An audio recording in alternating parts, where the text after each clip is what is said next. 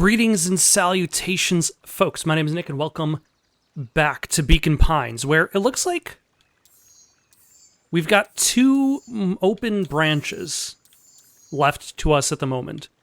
We don't have the charm for this path, and I have a feeling this path is going to be the true path that leads to the ending, and that this path that we have just opened up, where,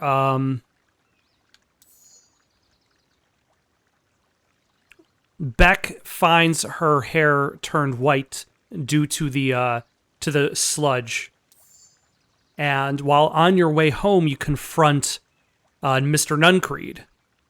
The first option was shame, which is a feeling that Nuncreed was feeling because a feeling that he was feeling. It was what Nuncreed was feeling at the time because he knew that if Luca said the right words, and by that, the wrong words, Luca would have to be thrown into the phone booth and sent to the people downstairs. But as for malice,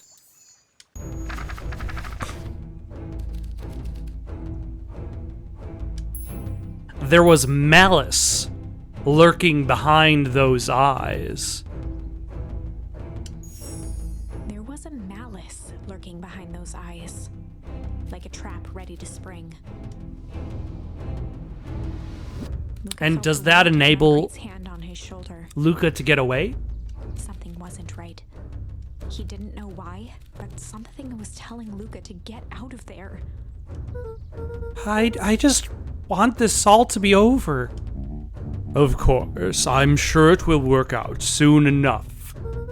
I should get going. I told Roxy I'd check for Rollo at the treehouse. Luca twisted free of Nuncreed's grasp. Of course. Luca, you know your dad and I were good friends back in the day. You can come to me with anything. Anything at all. No, I can't.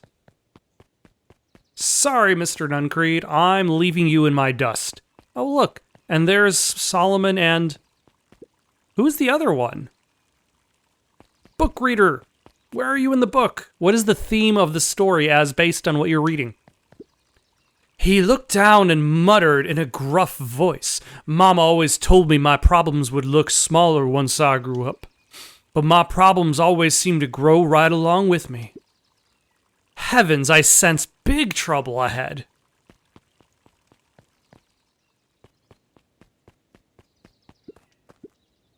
Hey, Griffin, has Rollo been by? Haven't seen him all day.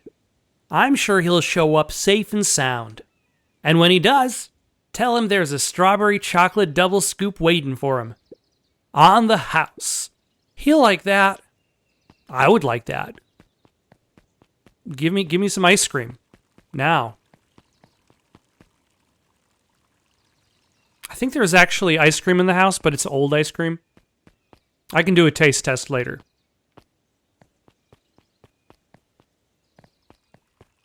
Or maybe I should check the expiration date first.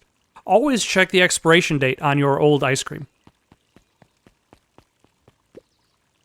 Though it's in the freezer, so still. So we know Solomon is actually Sharper Valentine, returned to his youth by the serum that is whatever mineral they're digging. These festival decorations are a bit humdrum. Now, if I were to throw a festival, it would be a thing to behold. Now, who's this other one? I agree. This is all more than a little sad. It's worse than sad. It's boring. What if we did a little something to spice things up? I'm listening. You know that festival sign waiting to be unveiled? It would be a shame if someone... The two scurried off, eagerly formulating a plan.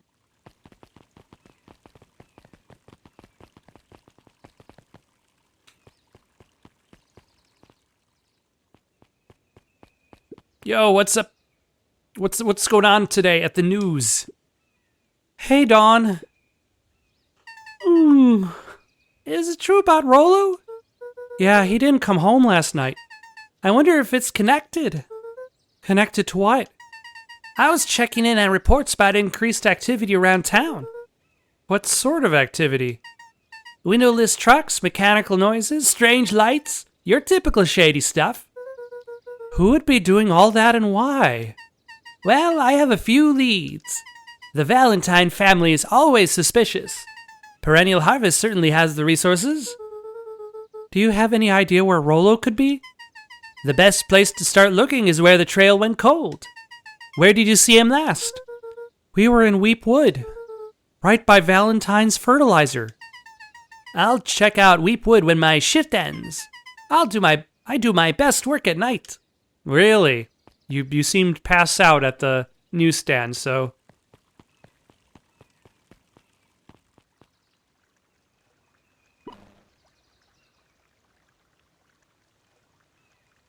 Identify yourself, please. Nellie Moldwill. I work here now. I am unable to locate you on our staff roll. Oh, I don't officially start until tomorrow. Mr. Kerr said I could come in early tonight to get a few things done. Hold on, please. Clearance authorized. Thank you. Our harvest awaits. Definitely doesn't work for an evil company. Oh, you could get a wrench on the noggin sneaking up on a guy like that. Don't scare a man while he's junkin', sonny. Evening, Chuff. Isn't it kind of late to be junkin'? I might as well ask the same thing of you. Find anything good? Bah, ever since Perennial Harvest moved in, even the junk is trash. You can learn a lot about a person by looking at what they throw away. With this bunch, it's all shredded paper and coffee cups. Well, I'd better get going. I didn't see nothing if you didn't see nothing. See what? Exactly. Are you still not moving? You got nothing to say anymore. That's okay. That's okay. That's cool. What about you, kid? You got anything to say, kid? About your lollipop? You like your lollipop there? Alright, let's go to the, Oh, hello. You are fishing? Hey, Jetson. Have you seen Rollo come this way by any chance? Afraid not. As elusive as the fish in this here pond.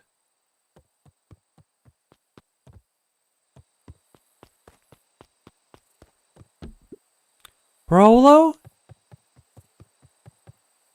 He aired a long holler into the woods.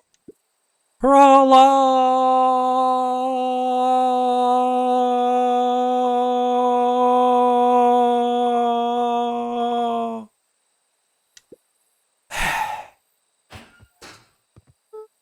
Rollo, wherever you are, I hope you're okay. Luca felt his eyes getting heavy and plopped into the beanbag.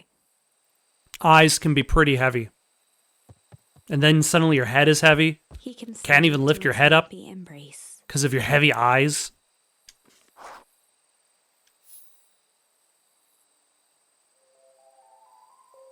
Once again, Luca found himself in a vast black expanse.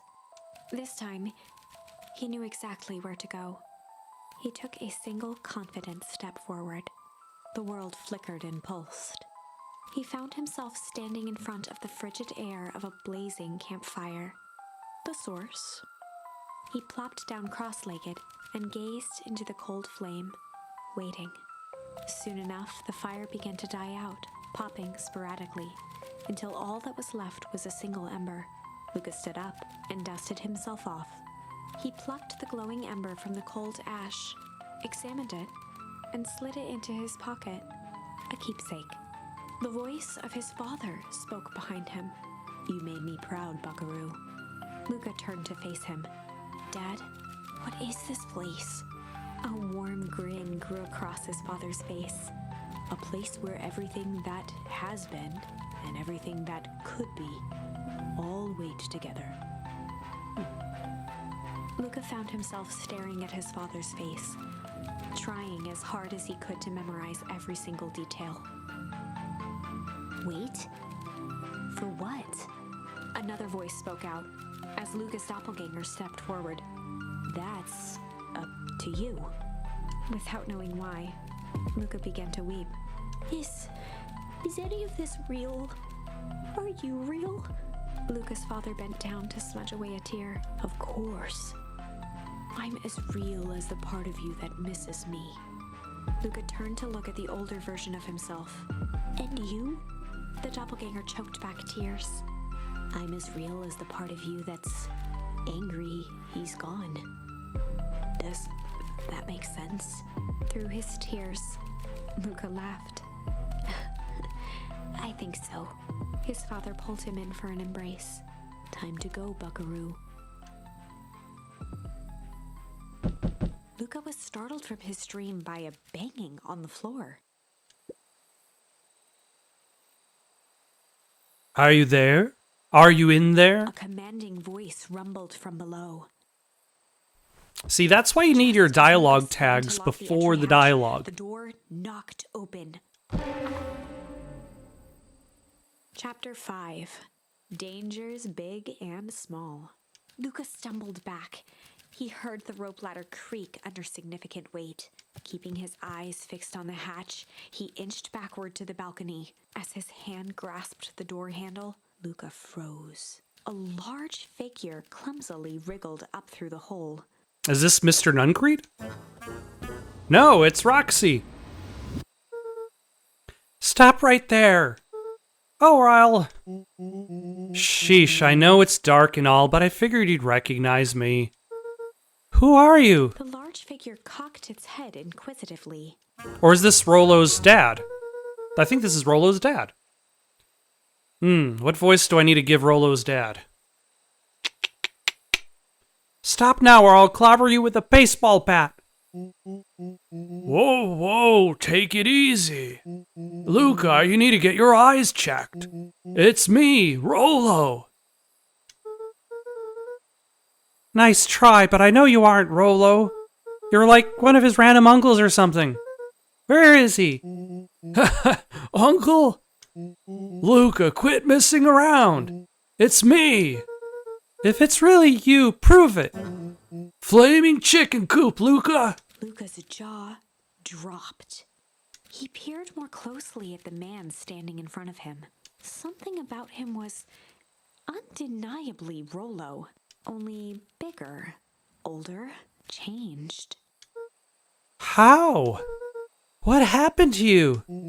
When I was running away, I ran into more people in those yellow suits. They grabbed me and dragged me away. Where? What? Where did they take you? Don't know, they threw a bag over my head. It was cold and smelled like a swimming pool. I think I was in an underground lab or something. They made my hands all big, look. Rollo proudly presented his hands to Luca. Pretty sweet, right? I mean, it wouldn't be my first pick for a superpower. You didn't get a superpower, they just made you older. Being big just seems like a superpower when you're a little kid.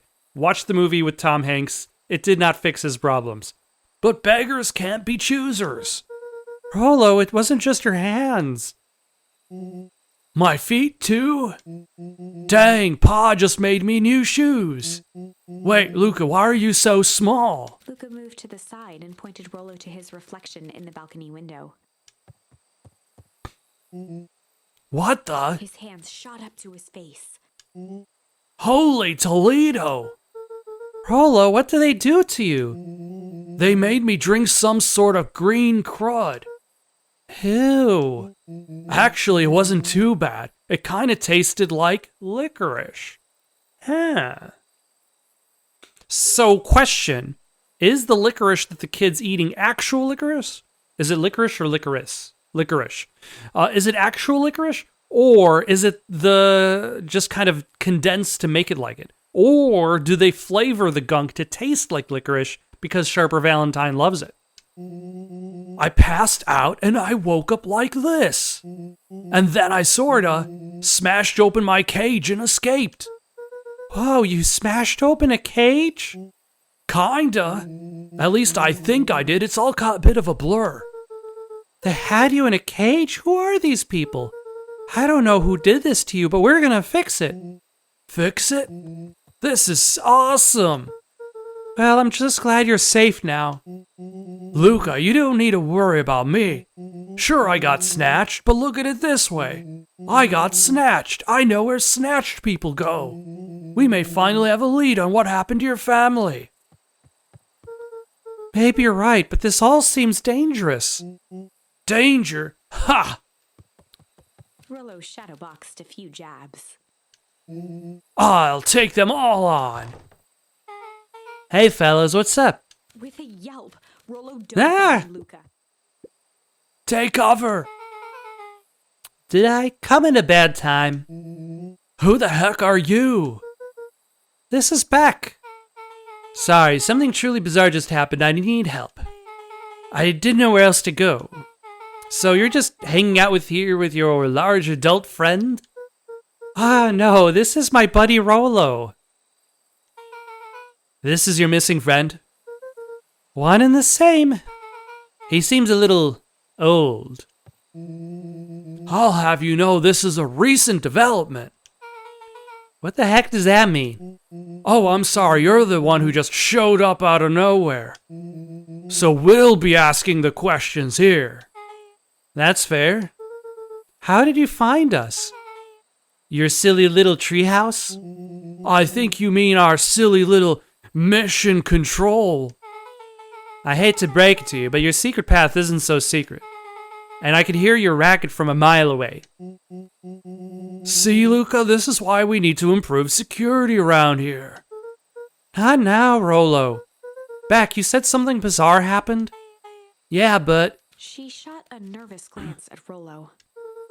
Anything you can say around me, you can say around Rollo. This has been a weird day all around, hasn't it? Yep. Beck's eyes narrowed. Okay, so it all started when I made it back home. My first order of the business was try to salvage my hair. So I dyed it with some stuff from the chemistry set my mom gave me. Okay, just need to play cool and hope no one notices. Notices what? Oh, nothing, I was just... Come over here and let me have a look. Oh, honey, what in the world did you do to your hair? I just kind of felt like a change. This is going to take forever to grow out. You were the one who said that change was a good thing, right? I was talking about your mother's new job. I was talking about us moving. Well, I guess I just took your lesson to heart. Ilona tried to put on a smile. Before I forget, I came up to tell you that Nellie had to go into work. Tonight? Her and Mr. Kerr decided it would be good for her to get some things done before tomorrow. That Kerr guy seems like a grade A creep. Beck! He is! Him and his weird cult of personality. You are not going to ruin this job for Nellie. It means too much to her. Oh, I know exactly how much it means to her. It means enough for her to exile her daughter to this podunk town. This place sucks. These people are weird. You just don't know them yet. It's always cold. We're in the mountains, you'll get used to it. And I can't even pick up a single decent station on the radio. It's all banjo music and farm reports. You know, I grew up in a town not that different from this one. Is that why you're better at talking to plants than people? Okay. So here's what we're going to do. First of all, you're grounded. What? So in the morning, I'll have Nellie come and see what we can do about fixing your hair. You need to look presentable for the festival, but not another peep. She sighed, and after a moment, looked down at Beck sympathetically. I know moving is hard, honey, but that doesn't mean you have to make yourself miserable all the time. Other people seem to have that covered for me. Oh, and if you decide to rebel by dyeing your hair more... She flashed a sly grin and tousled Beck's hair. I'll just shave it off for you. Think of how rebellious you'll look then. Very funny. Thank you. Good night, sweetie. Good night, Mom. Wait. First of all, this town does not suck. Second, you need help because you got grounded? No. I'm sorry I got you in trouble. It's my fault your hair got screwed up in the first place. Don't worry about it. I actually kind of like this look. Great. Can we get back to the story now? The next part is the important bit. I have this radio upgraded with my mom, and I was too angry to sleep. So I tried to dial in something worth listening to.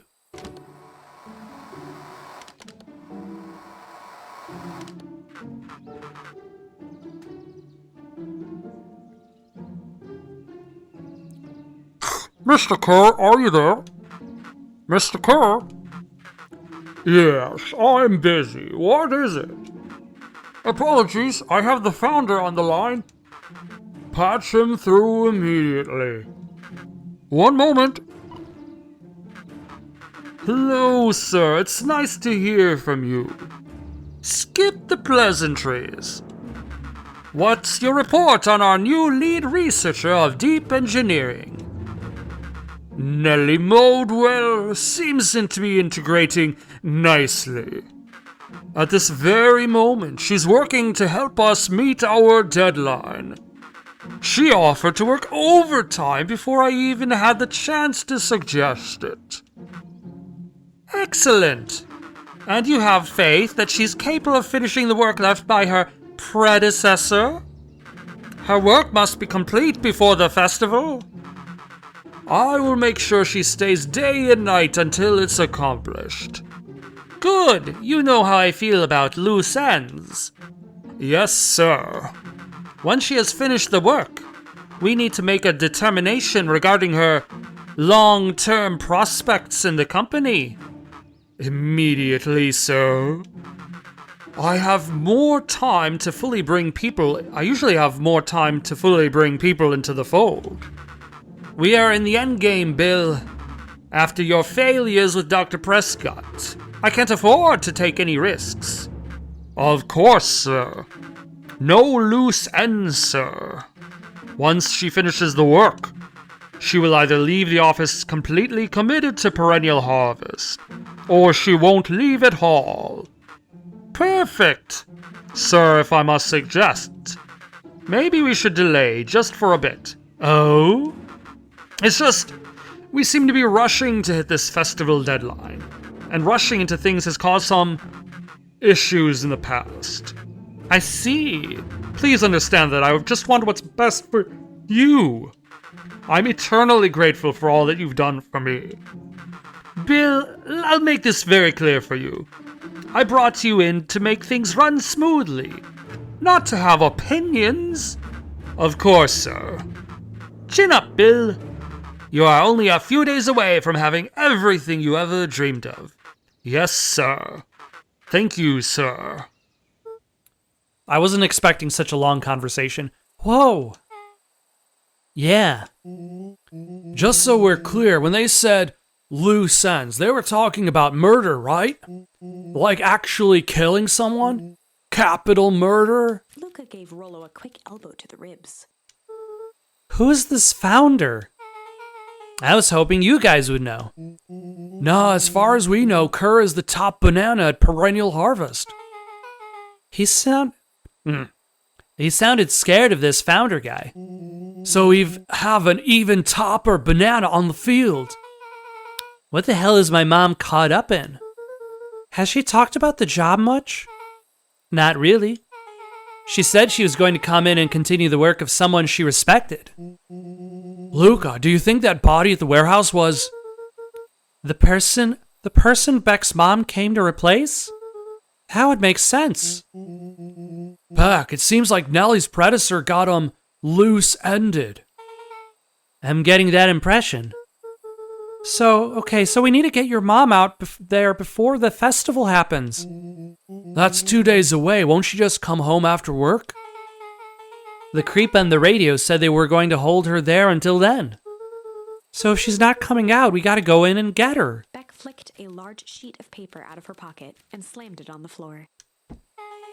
Maybe this'll help. You have blueprints? Well, it's really just my welcome map from my mom's PH orientation day, but it shows the layout. Sure looks like blueprints to me. Look, here's the reception area. There's a big room marked Founder's Office. It even has the exits marked. Guys, we have a deadline. We have an objective. We have blueprints. You realize what this is, right? Rollo started to wiggle with excitement.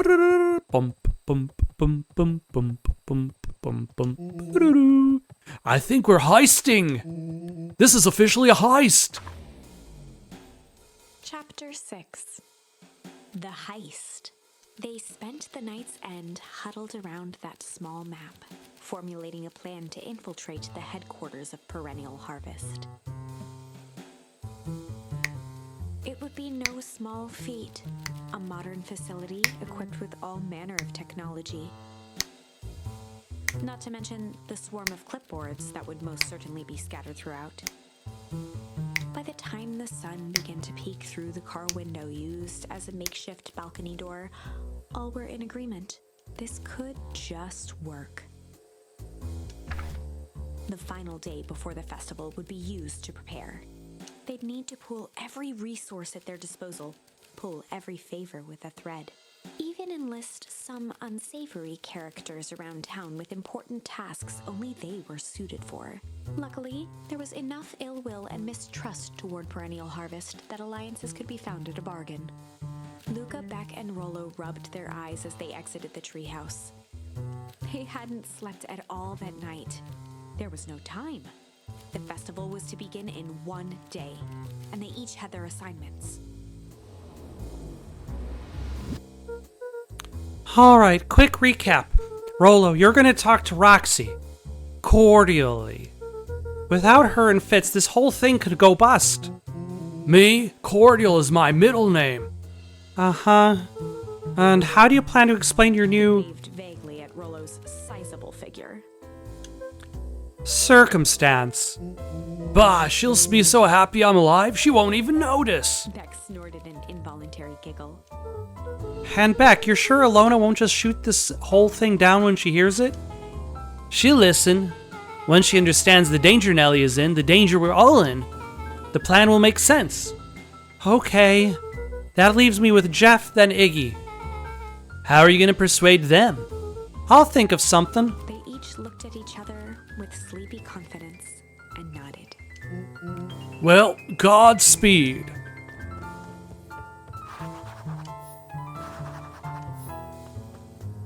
Can I bring some trash with me?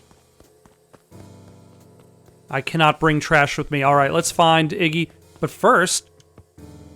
Oh, I've already talked to you. I can't talk to you again. What about you, Lollipop Kid? Nothing? Ooh. Can I grab something from that? No, these are just decorative trash bins. I can't grab anything from the decorative trash bins. Let's see if Clipboard over here wants something. You want something, Clipboard? No.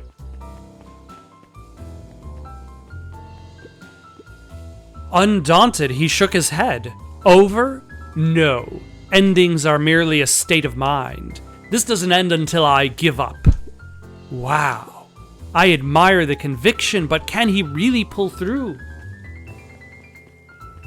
Over. It's never over. I was gonna say what that's from, but you'll get bonus points. What movie features the line, "It's never over"? But I can name 2 movies now off the top of my head that use that. So you get half bonus points. You ever wonder why an agriculture company employs an army of survey takers? The Clipboards, they're just trying to make us happy. Do they want to make us happy? Or just figure out what makes us happy? An important distinction. It is an important distinction. Can I go into the... No. And I skipped past that dialogue.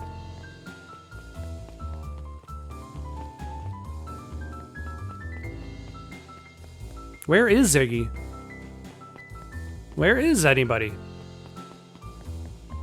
Are they hanging out at the Beacon? Oh, there's Jeff. Hey, Jeff. What can I do for ya? Well, I know how much you hate perennial harvest. Hate's a strong word. Oh, sorry, I didn't say it was the wrong word. Gotcha. So we're gonna break into their headquarters, and I thought you might be able to help. Jeff wheezed out a long snicker. You see, I knew you kids were alright. Great, so you'll help? The joy in Jeff's face drained instantly. Not a chance. But give me one good reason I should risk my hide aiding and abetting you rascals. Looking into the sullen eyes of his would-be accomplice, Luca blurted out the first word that came to mind.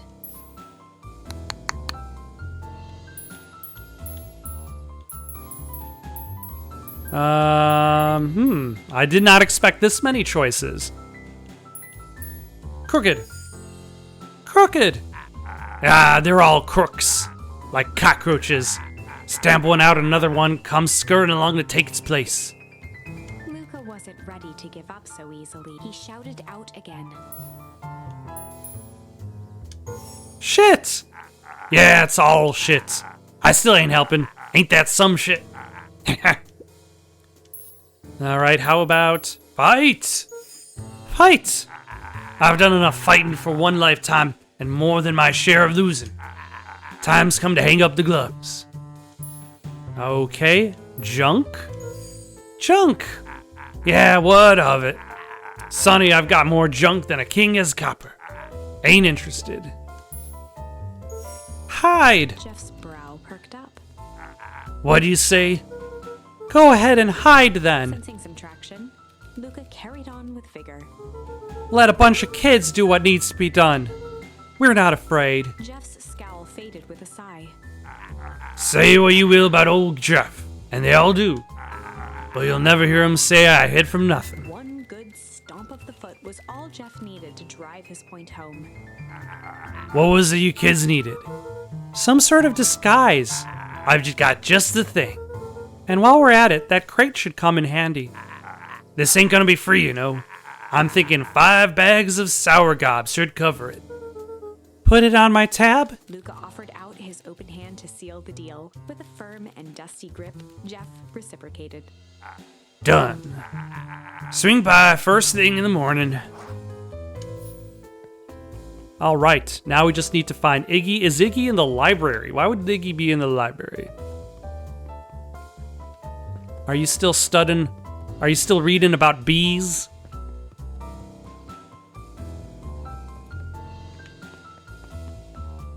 What about Nuncreed's drugstore? Nope, probably wouldn't want to go in there anyway. Hey Tish, look who it is. Luca, are you here to try to tickle us to death again? Look, just hear me out. Iggy raised an eyebrow suspiciously. We're listening.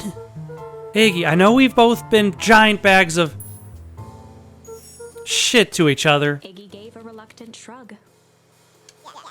You're not wrong. But lately, life has been kinda strange, you know? Iggy considered the point. Things have been weird around here. So I'm offering a truce and asking for your help. What do you say we...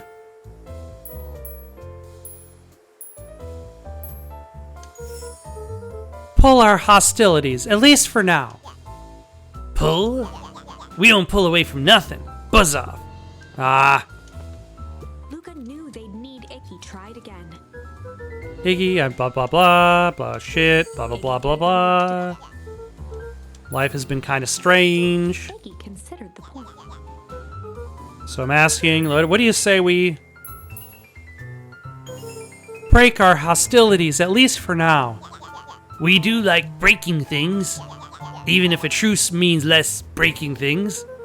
What if I told you there was a way to have a truce and break stuff? Go on. I needed to cause a distraction so I can sneak into Perennial Harvest HQ. A wild-eyed grin spread across Iggy's face. My, Luca Van Horn, I'm impressed. And after this is all done, maybe you and Tish can come hang out at the treehouse sometime. Iggy glanced over to Tish, who nodded in agreement. Fine. But not because we want to see your crappy treehouse. We just like to cause With chaos. a quick nod, Luca was off. Did you hear that, Tish? He gazed up at Tish with a smile. He invited us to hang out at the A treehouse. single tear ran down Tish's cheek. I never expected this day to come. How wonderful! Talk about playing against expectations. I was expecting her to just say, yep. Into the hive. A good heist requires preparation. And thorough preparation takes time. Something they had precious little of. So far, everything was in order. Jeff, Iggy, and Tish all agreed to do their part. Beck radioed Luca that night with a simple and covert message. We are locked and loaded on my end. And Rollo, after a lengthy confession, managed to persuade Roxy and Fitz to help. He stowed away in mission control for the night to avoid attracting attention. Rollo, being uniquely suited for the role, would be the first to breach perennial harvest. The outfit provided by Jeff wasn't perfect, but a convincing disguise is 10% wardrobe, 90% confidence. Rollo took a few vigorous breaths and shook out his arms. Just stay calm. Just stay calm, Rollo. You can do this.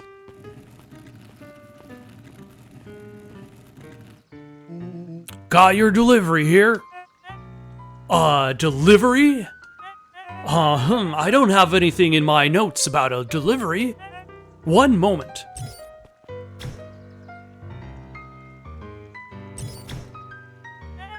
I'm sorry, but there's no delivery scheduled for this morning. Right. He had to think quick. That's because this goes directly to the founder. He asked that it be kept secret. Rollo sighed, adjusting his tool belt. You know how the founder can be.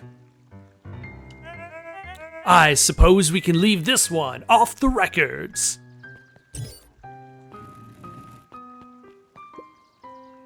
Our harvest awaits and such. With a stroke of his mustache, Rollo proceeded into the Perennial Harvest headquarters. Our harvest awaits. Package here for the founder. Oh, I didn't hear anything about. Yeah, this is a need-to-know kind of thing. I'll just check. He stammered and flipped through the pages of his clipboard. This goes directly to the founder. I don't have time to fill you in. Oh, I see. If you could just complete this form. Rollo interrupted with urgency in his voice. Every time with forms. Look, if you want to explain to the founder why I'm late, well, it's your funeral. I'm sorry. What did you say her name was again?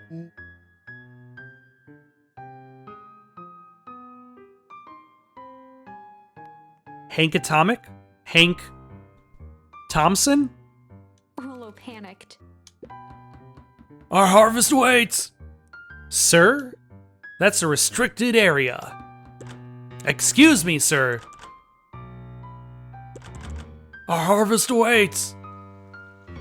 Ready to light the candle, Tish? Yep. Suck on this, perennial ham fist.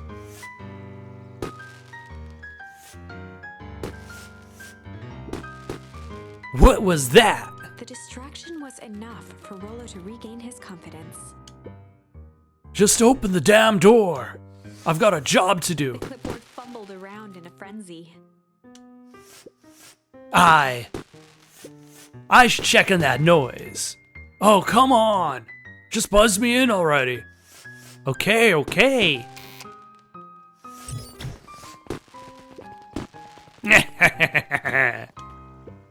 Phew. That was close.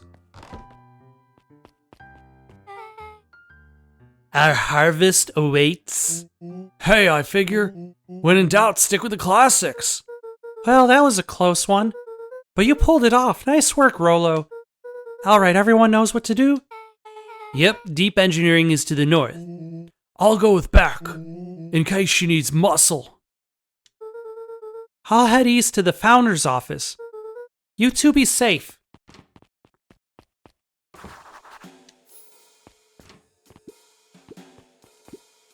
That's odd. There's not even any cups for the water.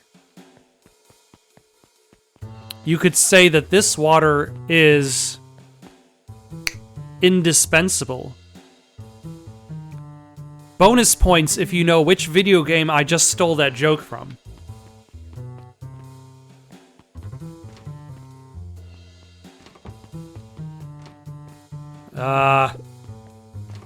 Okay, room with plants.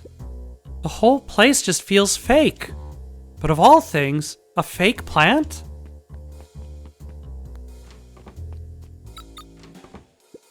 Solomon? Solomon stopped in his tracks. Luca? What are you doing here? It's a long story. Are you okay? A veneer of confusion flashed across Solomon's face. His words rushed out dramatically. No, I'm most certainly not okay. Some strange people grabbed me and... Were they in hazmat suits? Yes, how did you know? They brought me here and locked me up when they were distracted. I ran. Dang, you should stick with me. We've got a plan. Solomon's facade briefly faltered. We? Yeah, Rollo and Beck are headed to deep engineering. Thank heavens you found me. We've got to get out of here. We can't just leave yet. But they'll catch us again. I've got to do something first. When you were running, did you happen to see a door marked Founder? Founder? Why are you looking for him? I'm not. I just need to get into that office. Now that you mentioned it, I do think I saw a door that said Founder. It was just down this way. Luca happened to notice a plaque above the door. Office of the Founder. Knocking comes with consequence. Oh, here it is. So it is. It's pretty lucky that I ran into you or else I might have missed it. Truly fortunate. Luca tried the handle. Locked. Solomon leaned forward to examine the mechanism. Regrettably, it seems to be some sort of electronic lock. I don't see how we could possibly defeat a lock like Luca that. smiled and looked at his watch. Let's just wait a minute.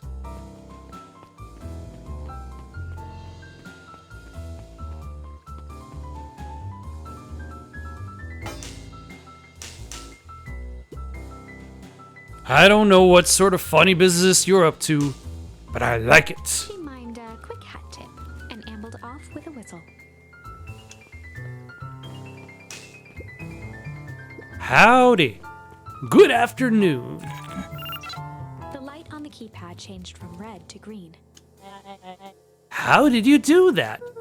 It's good to have friends. Quick, let's get inside before someone spots us. But we already know that Solomon is the flounder, Walkie-talkie. which kind of creates an interesting sort of dimension to this story. Rollo, I'm in. As expected, there's a control panel. Good timing. We're stuck at the locked door marked 24601. Need you to get us through. What if someone catches us? We should get out of here. I'm not leaving my friend, Solomon.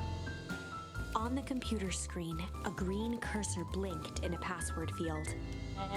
Surely you don't have a way to get around the password. Huh. Luca pecked out his best guess. Underground secrets. The screen blinked to life. Columns of green numbers glowed on a black background. I imagine, like, just being the Solomon at this moment, being like, oh, he'll never guess this password. First try. How did you just guess that? Oh, it's this absurd password Rollo heard when he was down here before. It's funny how someone arrogant enough to call themselves the founder uses such a basic password. Or they were thinking several moves ahead, not expecting anyone to guess something so simple. These villain types always end up outsmarting themselves. Solomon's jaw clenched into a half smile. Your powers of deduction are as impressive as your luck. Luca quickly scanned the columns for number 24601. Rolo, I think this should do it. Bingo bango, doors open. Luca, you never fail to impress. What is that slippery loud even doing down here? We have a friend whose mom is in trouble. We're here to get her out. I see. Okay, Luca, I think we're close. The next door is marked 13806. Once again, Luca scrutinized the numbers on the screen. In that moment of distraction, Solomon reached forward and pressed a large red button. Maybe this one opens the lock.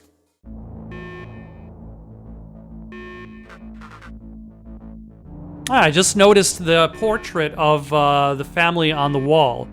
You have Sharper Valentine in the center, Eris on the right, and the mayor on the left. And all of the darts have been thrown at the mayor. Crap, we've got company. Luca must go faster. 1 second, I can't think with all the noise. He quickly skimmed the screen with his finger. Here it is, 13806. Go, go, go! Curse these fumbling hands. My apologies, Luca. Don't beat yourself up. I know you're just trying to help.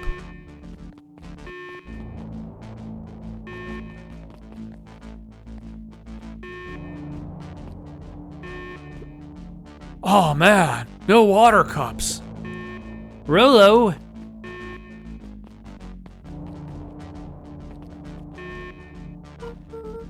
Rolo, are you okay? Rolo, come in. Mr. Kerr approached with a sneer and spoke into his walkie-talkie. You can turn off the alarms. They're trapped. With self-satisfaction, he called into the hallway. That, my dears, is a dead end. Nowhere to run. Rolo, where are you? Are you okay? Yeah, I think we lost him. Making our way back to Nellie's office. Okay, you two rabble-rousers are coming with us. Nope. She learned that move from me. Make a break for it. Did that little shit just kick me? Don't just stand there after them. Okay, I think that worked. Roxy and Fitz have them on a wild goose chase. Oh, sorry. Roxy and Fitz have them on a wild goose chase. I'm having trouble following what just happened. Like I said, it's good to have friends. Rolo, how long do you think Roxy can distract them? How long can Roxy keep someone so pissed off they can't see straight? Let's just say we've got time. Entering Nellie's office now. Mom! Oh, honey, what did you do to your hair? I thought you'd be happy. I finally used the young chemist lab kit. You sure have a knack for making me incredibly proud in the most frustrating ways. We need to get you out of here. Who is your adult friend? Oh, I'm not an adult. Ever heard of a growth spurt? I had more of a growth spew. No, that's not possible. Nellie leaned over to examine his teeth. Substantial banding on the animal of the molars, consistent with Tempest liquamin exposure. Is this what you call the gunk they forced me to drink? You drank it? Oh, no. They told me it was only being tested on plants. Oh, Beck, sweetie, I promise I didn't know. Mom, what the hell is going on at this place? I was brought here to work on the discovery of a lifetime. A novel chemical compound was discovered under Beacon Pines in a wellspring they called the Source. They named it Tempest liquamine. It pulls energy from its surroundings in order to fundamentally alter matter's relationship to time. It was the secret to Valentine's fertilizer. They harvested the source, infusing small amounts of Tempest liquamine into the product. It worked wonders, drastically accelerating plant growth. Crops would be ready in the harvest in a fraction of the time. But it led to complications. The foul harvest. Perennial harvest came in to clean up the mess, to succeed where Valentine failed. But Tempest liquamine is rebellious. Rebellious? You can think of it as a manifestation of change itself. It's volatile by its very nature. The more you try to force it to do a specific thing, the more it resists, yes. I can relate to that. My role was to finish the work of my predecessor, Dr. Prescott, harnessing Tempest's liquimine to reliably manipulate an organism's age. Just imagine how many people we could feed. Mr. Kerr was very insistent that we achieve a successful result before today's festival. But you didn't, right? Nellie sighed. You know how much I love a good puzzle? I poured myself into the problem. It wasn't long until I discovered oddities in Dr. Prescott's notes. Oddities? They contained obvious errors, mistakes that someone of his reputation would never make. So I fixed them and now I get to replace my entire wardrobe. I really am truly sorry. So basically, Dr. Prescott solved the problem and then broke the problem to stop perennial harvest. But like there's that whole line from Jurassic Park, the classic line of they spent so much time trying to figure out whether they could, they didn't stop to think whether they should. They focused solely on the problem without figuring out why the problem was being solved in the first place. Man, these clothes were all hand-me-downs anyway. It sounds like Dr. Prescott figured it out, got cold feet, and intentionally sabotaged his own work. I had considered that possibility. I've sent a letter asking him to clarify his thinking. Mom, Dr. Prescott is dead. Kerr had him killed. What? I overheard them talking about it on the radio. That's why we gotta get you out of here. Like now. Wait, the file. I finally solved the chemical equation allowing direct control of aging. Mr. Kerr picked it up just before you came. All the more reason we gotta hightail it. Luca, we got Dr. Modwell heading to your way now. Roger that, be careful. Alright, everything's on track. And what is your plan for escape? We'll go over everything when they get there. In the meantime, maybe we can dig up some more info. Malice 80 proof whiskey. A hard drink for a hard man. Wow, even his alcohol is arrogant. Solomon muttered inaudibly. I should just smother you right now. What's that? I said I shouldn't bother you right now. Don't be silly, you're no bother at all.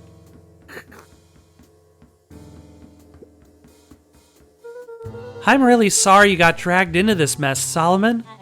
You don't need to worry about me. Well, I feel bad either way. We're gonna get you out of this, I promise. With a subtle, quivering lip, a smile crawled across Solomon's face. Let's see what else this bad boy has on it. Security system, time card logs, payroll. You know, for being so evil, this guy sure is boring. Solomon once again muttered under his breath. Just you wait. Huh? Oh, nothing. Luca tugged on each of the cabinets. Dang, this must be the good stuff. They're all locked. Perhaps he's not as careless as you expected.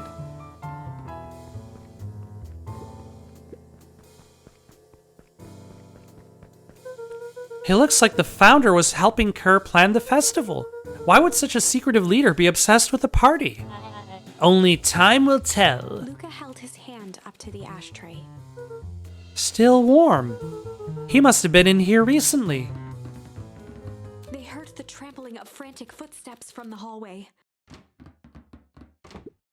Lock it, lock it, lock it. Locked. That was close. When we left Nellie's office, it was swarming with clipboards. We barely got away. Did they follow you? Rolo, before we start tossing blame around, is it possible someone ordered a pizza? We'd love to hear your thoughts. Definitely not pizza. What now? Don't look at me, I'm officially retiring from the heisting business. We're so sorry for the inconvenience. We just have a few quick questions. Let me think. Can someone watch the door? Of course. Everyone else, huddle up. Oops. I think this little caper has gone on long enough. Solomon, no. Hush now, child, the adults are speaking. Dr. Modwell, a brief reintroduction is in order. We've never met in person, but we have corresponded. You see, it was I who hired you. Solomon, the pathetic orphan child. The powerful, enigmatic founder. Sharper, the fallen progenitor who created this town. Perennial harvest, Valentine fertilizer, all connected by a single thread. Yours truly. But that's... Her eyes searched the floor in thought. Solomon watched eagerly, waiting for the flicker of epiphany. With a sickened look, she peered into his soul. Ha! Yes, now you've got it. Tempest liquamine. You discovered how to reverse the process. Solomon clapped with genuine delight. Very good, Dr. Modwell. Very good. Though the discovery wasn't intentional. Solomon glanced down, examining his youthful form. And the effects went a little too far for my tastes. That's why you needed me to finish Dr. Prescott's work. Which you did admirably. Mr. Kerr, the vial, please. Carl presented it with a theatrical twirl of the hand. May I present to you the eighth wonder of the... Before he could finish, Rollo snatched the vial from Kerr's palm. Wow, this sounds pretty valuable. Be careful, you fool! You have no idea what you have in your hand. Actually, we do. You just did a whole evil villain monologue thing about it. Rollo casually tossed the vial to Luca. Gosh, maybe I'll have a taste. Tickled the vial mockingly. Seize him! Luca, over here! Move another inch and I'll smash it. She held it tightly behind her back. Solomon sighed, speaking in crisp, measured syllables. You have no plan. I'll smash it, I swear. Fine, risk killing us all. Or if you're lucky, nothing happens, then what? We capture you and grant you much less leniency. He pursed his lips with feigned sincerity. But I give you my word, if you hand it over now, none of you will be harmed. A deep uncertainty washed over Beck. You're a smart girl, Beck. But there's no shame in being outwitted by someone smarter than you. We both know there's only one way this ends. She looked to Nellie shakily. With a dispirited nod, Nellie sighed in defeat. Beck slowly approached Solomon. That's a good girl. Beck, don't do it. We can't trust that jerk. I'm sorry, he's right. With apprehension, Beck conceded. Solomon pocketed the vial and brushed off his shoulder with a sharp flick. Mr. Kerr, you have allowed yourself to be humiliated by a group of children. Report to my office for tomorrow for a performance review. The blood drained from Kerr's face. Of course, sir. But first, you have a speech to make. Trot out there and give me the introduction I deserve. And don't forget to smile. Yes, sir. And to think all this was thanks to the efforts of Mr. Van Horn. I don't understand. How is this all because of me? Ha! I said Mr. Van Horn, silly child. Dr. Walt Van Horn. Your father was always a thorn in my side. I offered him an opportunity to be part of something great. But the fool was blinded by righteousness. He even broke into my laboratory in an attempt to sabotage my work. Solomon shook his head with gratification. But the universe has a funny way of correcting course. By meddling with a force he didn't understand, Walt showed me its true potential. As fate would have it, Luca, your father's dying act was to grant me eternal life. A muffled applause resonated faintly through the walls. Well, that's my cue. After the festivities and my subsequent ascension, I will return to deal with you all. Until then, I suggest you use this time to reflect on the magnitude of your failure. You three keep post outside the door.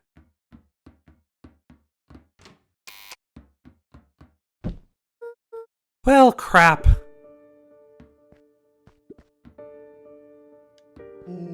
I can't believe Beck sold us out like that. I'm not sure she had any other choice. So what now? What's the plan? I don't have one. Of course you do. You always have a plan. Rolo, you just need some time. Rolo, it's over. We lost. Nellie was staring at the floor, deep in thought. Sorry, Luca. Give me a minute to calm my mind. Hey. I'm sorry, Luca. I did what I had to do. I know, it's just, we were so close. I've got a feeling that eventually Solomon will get what's coming to him. Time wounds all heals. Clever. Clever girl. Well, time seems like less of an issue for him now. You get no points if you know that reference.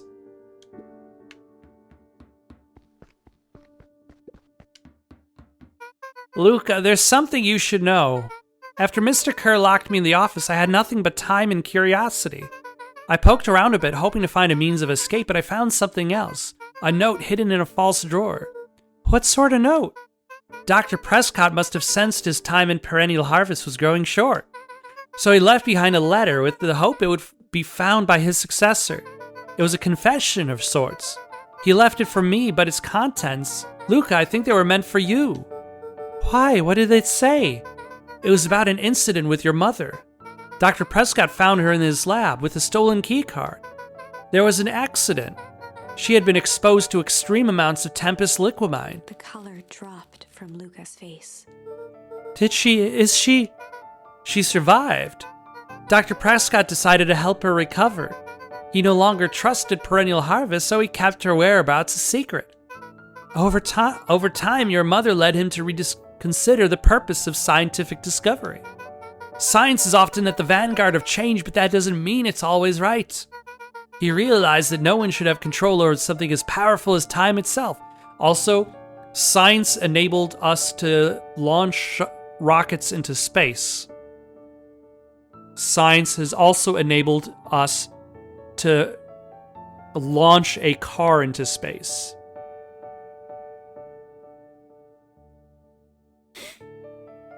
Not every step forward was a meaningful one. I now believe that's why he began to intentionally sabotage his own work. And it cost him his life. That's a reasonable conclusion. Luca was overwhelmed with emotion. But if she's alive, where has she been? Where is she now? A sudden explosion sounded from the hull. Chapter 8. Comeuppance.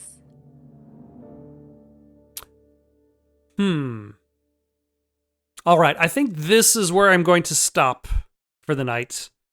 Got any suggestions for someone to play next? Leave them down in the comments below.